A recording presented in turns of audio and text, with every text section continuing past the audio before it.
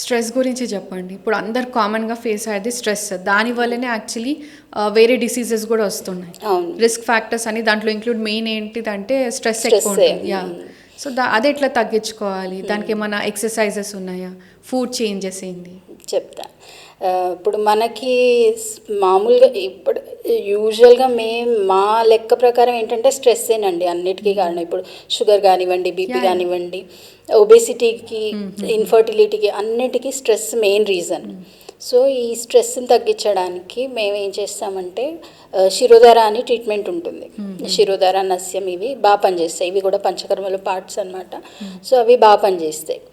అదే కాకుండా నిద్ర కరెక్ట్గా ఉండాలి. ఒక 8 hours మినిమం నిద్ర ఉండాలి ప్రతి ఒక్కళ్ళకి. సో దాంతో కూడా మన స్ట్రెస్ మేనేజ్ అవుతుంది. ప్లస్ ఫుడ్లో కూడా మనం ఇప్పుడు ఈ ఆయిలీ ఫుడ్, మసాలా ఫుడ్ ఇవి కాకుండా సాత్విక ఆహారం అంటే ప్లెయిన్ బ్లాండ్ డైట్ అంటారు. జస్ట్ ఒక సాల్ట్, పెప్పర్ వేసుకొని అట్లా ప్లెయిన్ బ్లాండ్ డైట్ తీసుకుంటే అది సాత్విక ఆహారం అనమాట. సో దాంట్లో కూడా మన స్ట్రెస్ బాగా కంట్రోల్ అవుతుంది. దాంతోపాటు మెడిసిన్ కూడా ఉంటుంది మాకు. ఇప్పుడు బ్రాహ్మి, జటమాంసి, శంఖపుష్పి ఇవన్నీ మన స్ట్రెస్ అంటే ఇప్పుడు ఈ రెనిన్ యాంజియోటెన్సిన్ అని ఇది ఉంటుంది, సైకిల్ ఉంటుంది.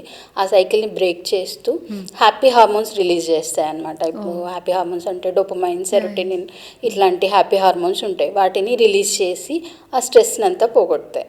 సో అట్లా అన్ని విధాలుగా అంటే డైట్ ప్రకారంగా ఇప్పుడు ప్రాణాయామం ఉంటుంది.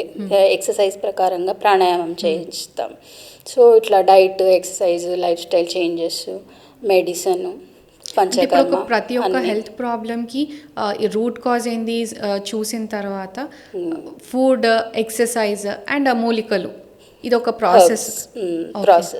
ప్రతి దగ్గర అండ్ ప్రతి దానికి ఉంది ట్రీట్మెంట్ ఉంది మన దగ్గర. ఓకే, అట్లా